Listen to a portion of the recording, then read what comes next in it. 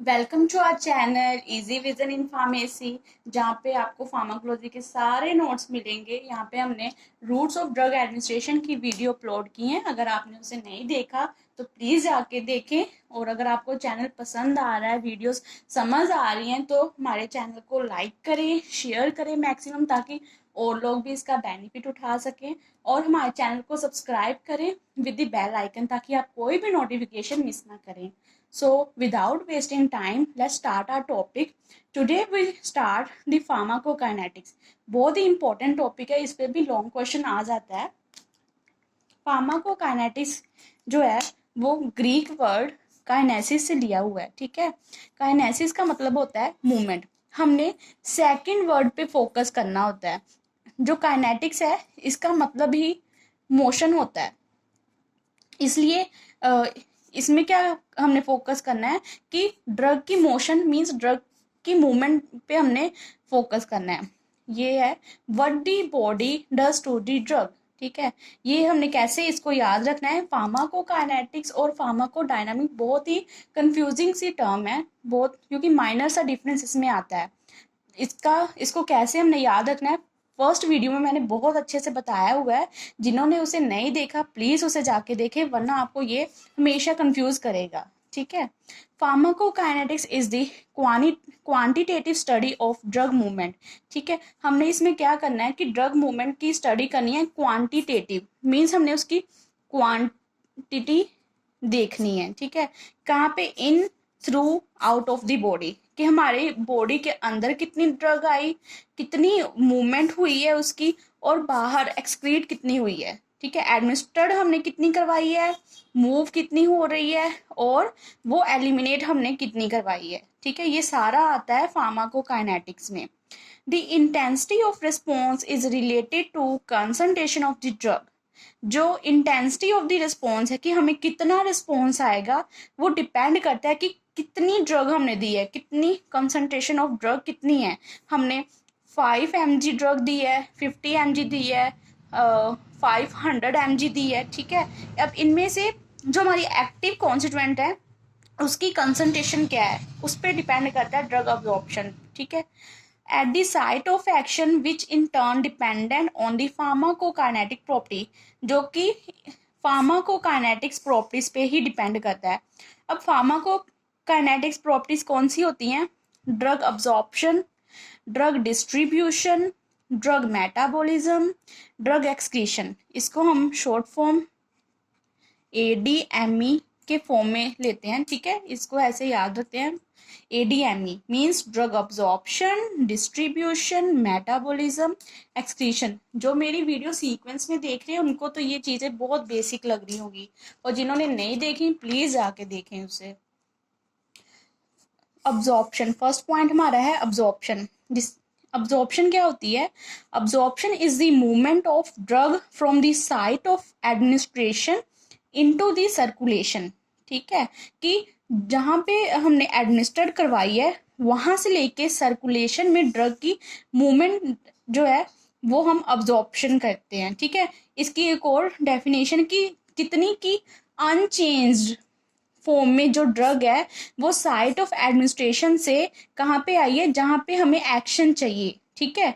जहाँ पे हमें एक्शन चाहिए वहां तक ड्रग जो है आई है अनचेंज्ड फॉर्म में, उसको भी ड्रग अब्जॉर्प्शन बोलेंगे। Fraction as well as rate absorption is important for activity, कि कितनी फ्रैक्शन, कितनी हमारी ड्रग जो है सिस्टमिक सर्कुलेशन में आई है और कितनी स्पीड में आई है, ये इम्पोर्टेंट है एक्टिविटी के लिए। मीन्स अगर बहुत स्लो स्लो ड्रग आएगी तो हमारा जो रिस्पॉन्स है वो भी बहुत स्लो आएगा। मीन्स कि जो अब्जॉर्प्शन है वो हमारी एक्टिविटी को भी अफेक्ट करता है, तो ये बहुत ही इंपॉर्टेंट फैक्टर हो जाता है, ठीक है। कौन कौन से वो फैक्टर्स हैं जो ड्रग की अब्जॉर्प्शन को अब अफेक्ट कर रहे हैं? बहुत सारे फैक्टर्स हैं। There are many factors which affects the absorption of drug, जैसे कि एक्वस सोलिबिलिटी, ठीक है। ये तो बहुत कॉमन फैक्टर है, एक्वस सोलिबिलिटी। कंसंट्रेशन बहुत डिपेंड करती है, जहाँ जैसे मैंने यहाँ पे भी बताया कि कंसंट्रेशन भी अब्जॉर्प्शन पे डिपेंडेंट है। एरिया ऑफ अब्जॉर्बिंग सरफेस, ठीक है। Vascularity of absorbing surface, routes of administration, हर एक रूट के अपने अपनी जो है एडवांटेज होते हैं, डिसएडवांटेज होते हैं, ठीक है, अपनी अपनी लिमिट्स होती हैं, तो वो बहुत अफेक्ट करता है। ये सारे पॉइंट्स हम पढ़ेंगे। फर्स्ट है एक्वस सोलिबिलिटी, ठीक है, ये हमारा फर्स्ट पॉइंट है।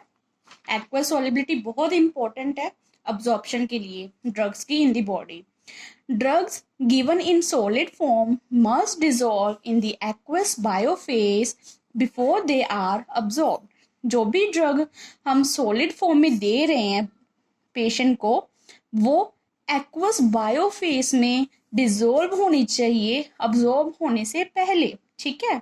बायोफेस मीन्स, बायो मीन्स हमारी बॉडी के अंदर जो एक्वस फेस है, ठीक है, हमारे बॉडी के जो लिक्विड हैं, एक्वस लिक्विड हैं, एक्वस मीन्स ही वाटर होता है, ठीक है, वाटर में वहां पे डिजोल्व होनी चाहिए अब्जॉर्ब होने से पहले। अगर वो वहां पे डिजोल्व नहीं होगी तो वो उतने अच्छे से अब्जॉर्ब नहीं होगी, ठीक है। इसका मैंने एक फॉर्मूला बनाया है जिससे ये याद रहे। Rate of absorption is directly proportional, इसका मतलब है डायरेक्टली प्रोपोर्शनल। और जब ये 1/, हम कुछ करते हैं ऐसे, ठीक है, तो ये होता है इनवर्सली प्रोपोर्शनल। ये यहाँ पे मैंने अभी ऐसे किया ना, तो ये है डायरेक्टली प्रोपोर्शनल, इसका मतलब है directly proportional. Rate of absorption is directly proportional rate of dissolution, ठीक है, जितनी जल्दी वो डिसोल्व होगी उतनी फास्ट वो अब्जॉर्ब होगी, ठीक है। तो ये फॉर्मूला हमें याद रखना है। अगर में ये फॉर्मूला होगा तो हम एक्वा सॉलिबिलिटी के बारे में लिख सकते हैं। A drug given as watery solution is absorbed faster than when the same is given in solid form or in oily solution, ठीक है। ये वही बात है कि अगर हम कोई भी ड्रग वाटरी सोल्यूशन में देते हैं तो वो फास्टर जो है अब्जॉर्ब होनी स्टार्ट हो जाती है, ठीक है। लेकिन वही ड्रग अगर हम सॉलिड फॉर्म में दें या ऑयली सोल्यूशन में देते हैं तो वो धीरे धीरे जो है बॉडी में अब्जॉर्ब होती है। तो इस तरह एक्वा सॉलिबिलिटी का बहुत बड़ा रोल है हमारी ड्रग के अब्जॉर्प्शन में। इसमें एग्जांपल है, जो पोरली वाटर सोल्यूबल ड्रग्स हैं वो जल्दी अब्जॉर्ब नहीं होती, ठीक है। जो इजिली वाटर में सोल्यूबल हो जाएगी वो इजिली अब्जॉर्ब भी हो जाएगी। ड्रग्स की एग्जांपल ले लेंगे। विदाउट एग्जांपल हमने फार्माकोलॉजी में कुछ भी नहीं लिखना, एग्जांपल्स के भी मार्क्स होते हैं। जैसे कि है एस्पिरिन, ग्लिसियोफुलविन, ठीक है, ये बहुत इंपॉर्टेंट है। एस्पिरिन तो आपको याद ही होगी, ये याद करनी है हमने, ठीक है। एटलीस्ट 2 एग्जांपल तो हमने देनी ही देनी होती है। अगर हमें ज़्यादा नहीं याद रहे तो 2 एग्जांपल तो रखनी ही है याद। सेकंड पॉइंट है हमारी कंसंट्रेशन। कंसंट्रेशन भी बहुत इंपॉर्टेंट फैक्टर है। अगर ड्रग जो हमारी कंसंट्रेटेड होगी तो वो जल्दी अब्जॉर्ब होनी स्टार्ट हो जाएगी। The drug given as concentrated solution is absorb faster than from dilute solution, ठीक है। अगर ये हमारा हमने ले लिया, ठीक है, यहाँ पे जो ड्रग है कंसंट्रेटेड ड्रग है, मीन्स जितनी हमारी ड्रग है, ये हमारी कंसंट्रेटेड ड्रग है, यही हमने अगर इसको डिजोल्व किया तो इसकी क्वांटिटी बहुत इंक्रीज हो जाएगी, ठीक है। अब कंसंट्रेटेड ड्रग जो है वो जल्दी अब्जॉर्ब होगी एज कंपेयर टू दी जो अनकंसंट्रेटेड है, ठीक है, डिल्यूट फॉर्म में है, उसको हमने डिजोल्व किया हुआ है, उसमें और भी सॉल्वेंट डाल दिए हुए हैं, ठीक है, तो वो भी अब्जॉर्ब होंगे, उसमें से ड्रग रिलीज होगी तो अब्जॉर्ब होगी। इसमें है तो जब इसमें सिर्फ कंसंट्रेटेड ड्रग है तो सीधी ड्रग जो है सिस्टमिक सर्कुलेशन में जानी स्टार्ट हो जाएगी और इजिली अब्जॉर्ब हो जाएगी।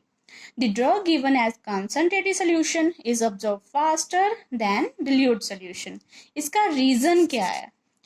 Passive diffusion depends on concentration gradient.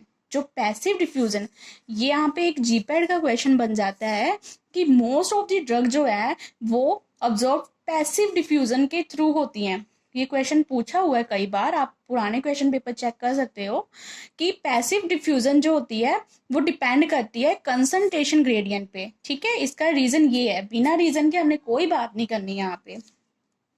Area of absorbing surface, ठीक है, ये हमारा थर्ड पॉइंट है, थर्ड फैक्टर है जो इफेक्ट करता है ड्रग की अब्जॉर्प्शन को।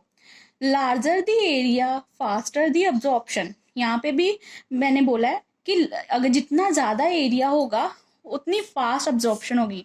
एक इसका फॉर्मूला मैंने बनाया है छोटा सा, ठीक है, इसको याद रखना है। अब यहाँ पे आपको पता है अब्जॉर्प्शन ये हमारा है डायरेक्टली प्रोपोर्शनल, ठीक है, ये है area. Absorption is directly proportional to area. जैसे कि हमने ये लिया, और एक ये लिया, ठीक है। अब यहाँ पे अगर हमने अब्जॉर्ब करवानी है यानी कोई चीज हमने, तो उसके लिए कितना सारा एरिया हुआ है, ठीक है। तो सरफेस एरिया जो है वो इंक्रीज हुआ। Surface area is directly proportional to the absorption, ठीक है, कि जितना ज्यादा सरफेस एरिया होगा उतनी जल्दी ड्रग्स जो है वो ऑब्जॉर्व होगी। सेकंड में क्या है कि सरफेस एरिया थोड़ा कम है, कंजस्टेड सा एरिया है, तो जो ड्रग की अब्जॉर्प्शन है वो थोड़ी डिले हो जाएगी, थोड़ी स्लो हो जाएगी, इसमें जो है वो फास्ट होगी। तो ये फॉर्मूला भी यही कह रहा है, अब्जॉर्प्शन जो है directly proportional area. Directly proportional का मतलब यही होता है कि अगर एक साइड की चीज जो है वो इंक्रीज हो रही है तो वो दूसरी साइड को भी इंक्रीज ही कर रही है। अगर ये मैं इन्वर्सली प्रोपोर्शनल की बात करूं, तो अगर एक साइड की चीज इंक्रीज होती है तो दूसरी साइड की डिक्रीज होती है, ठीक है। अब इसके बाद हमारे अगले पॉइंट्स हैं, ये देखिए, वेस्कुलैरिटी ऑफ अब्जॉर्बिंग सरफेस है, रूट्स ऑफ एडमिनिस्ट्रेशन है, ये भी बहुत इंपॉर्टेंट पॉइंट्स हैं जिसकी वीडियो मैं नेक्स्ट अपलोड करूंगी। अभी के लिए बस इतना ही। अगर आपको वीडियो पसंद आई है प्लीज लाइक करें, अगर आपको समझ आ रही है तो दूसरों के साथ, अपने फ्रेंड्स के साथ जरूर शेयर करें ताकि उनको भी इसका बेनिफिट मिले, और हमारे चैनल को सब्सक्राइब करें with the bell icon. Thank you.